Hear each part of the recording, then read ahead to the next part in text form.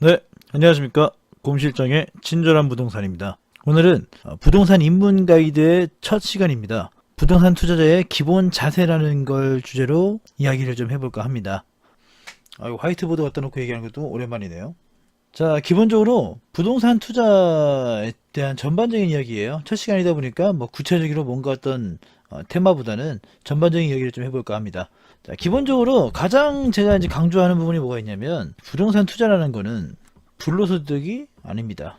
이거를 원하시면 사실 요즘 트렌드는 맞지 않아요. 예전에는 이게 가능했죠. 예전에는 그냥 내가 그 소문만 듣고 내가 그냥 어디 신문 기사만 보고도 투자를 해서 돈을 벌 수 있는 시대가 분명히 있었습니다. 근데 지금에는 내가 불로소득을 꿈꾸고 뭔가 좀 편하게 돈을 벌려고 부동산 투자를 한다. 그러면 제대로 돈 벌기가 어렵습니다. 2003년, 6년, 7년 정도까지요. 아파트 시장이 굉장히 좋았어가지고요. 아파트로 돈을 버신 분들이 굉장히 많습니다. 근데 요 흐름을 보고 이제 아파트가 정말 돈 되는구나. 남들 돈 버는 거 나만 못 보면 되게 아쉽구나 해서 이때 2008년 이후에 뛰어드신 분들, 요 분들이 상당히 많은 분들이 요즘에 하우스푸어라는 말을 듣고 있죠. 그리고 한 2015년에서부터 2018년 정도까지요. 갭 투자라는 게 되게 유행했습니다. 갭 투자라는 건 사실 예전부터 계속 있었죠. 예전 뭐 레버리지 효과라든가 이런 말은 예전부터 항상 있었습니다만 갭 투자한 말이 특히나 더 많이 주목받았던 시기가 요 시기였습니다. 왜냐면 이때 전세가가 엄청 올랐거든요. 박근혜 정부 때 집값이 너무 비싸서 문제가 되면 집값을 대출해줬고요. 전세금이 너무 높다 싶으면 전세금을 대출해줬습니다. 그러니까 남의 돈으로 하는 거니까 뭐 어려울 거 없죠. 은행 돈으로 하는 거니까. 정부에서도 충분히 밀어줬었고 은행에서도 굉장히 호의적이었으면서 투자자들과 세입자 모두가 이득을 볼 수 있는 그런 구조였습니다.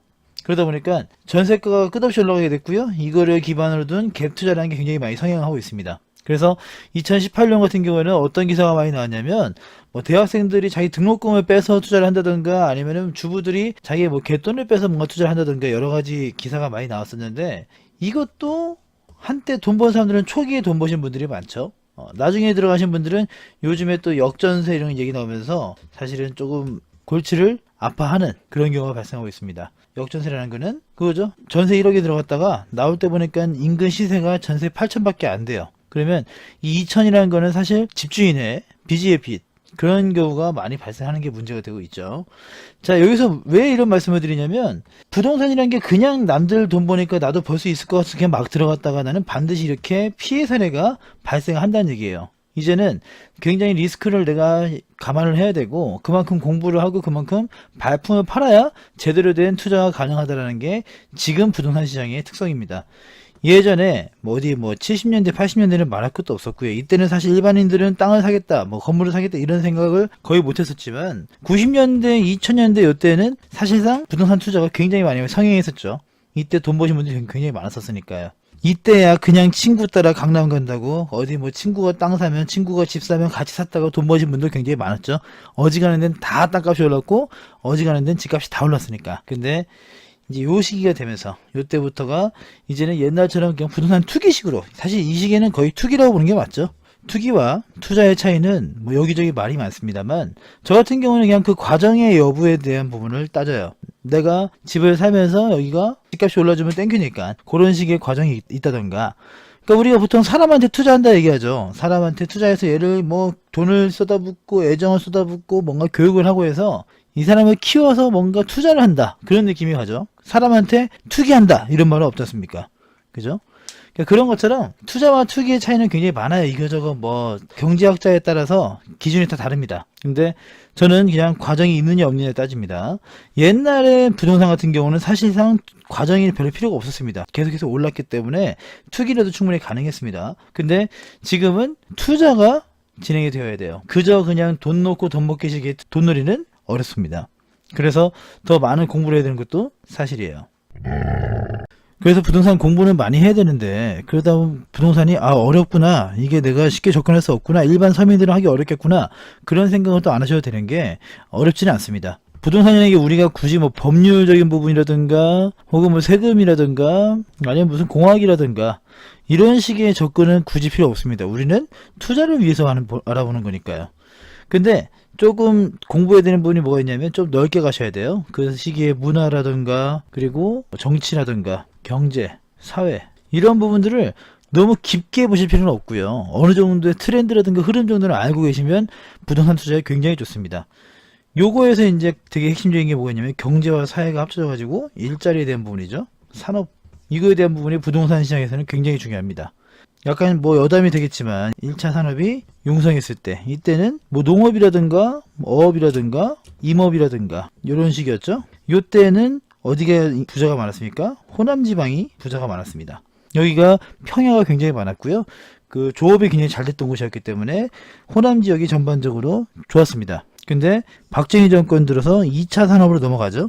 경공업부터 시작해가지고 나중에 70년대부터는 중공업까지, 요 시기에 이제 영남지방이 뜨게 됩니다.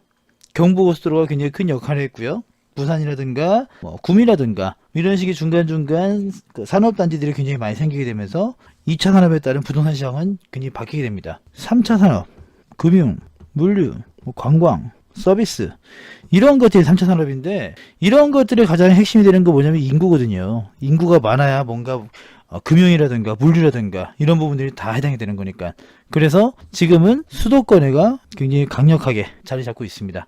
그러니까 물론 이런 것들은 그 일자리 산업 이것만으로 설명하기는 어렵겠지만 이 부분이 굉장히 큰 부분을 차지하는 것도 마찬가지예요. 그러니까 제가 아까 말씀드렸던 것처럼 어렵지는 않아요. 우리가 뭐 법률적으로, 세금적으로, 뭐 공학적으로, 뭐 도시공학을 공부하고, 뭐 개발, 무슨 뭐 이런저런 걸 따질 필요가 사실은 별로 없습니다. 우리는 예전에 개발 사례라든가, 그죠? 트렌드라든가, 현 정부의 정책적인 부분들. 정책 얘기하면 이제 규제가 나오겠죠? 이런 식의 부분은 공부해야겠지만, 나머지 부분들은 뭐 크게 어렵지는 않게 보셔도 될 것 같아요. 이렇게 범위가 넓다라는 건 뭐냐면 우리가 살아가는 모든 것들이 그냥 부동산이라는 얘기입니다. 내가 걸었던 길들이 다 부동산이고요. 내가 살고 있는 집, 그리고 내가 타고 있는 전철, 타고 있는 버스, 내가 다니는 직장, 이런 것들이 다 부동산이거든요. 그래서 그런 것들을 조금 다른 관점으로 쳐다보시면 부동산이라는 게 생각보다 어렵지 않다라는 거 느끼실 수 있으실 겁니다. 그 외에 이제 특별하게 봐야 되는 서류라든가 지도라든가 이런 것들은 제가 앞으로 이 부동산 입문 가이드 컨텐츠를 통해서 말씀을 드릴 거니까 천천히 따라가셔도 괜찮을 거라 생각을 해요. 제가 꼭 당부드리고 싶은 것 중에 하나가, 부동산 전문가라는 사람들은 굉장히 많습니다.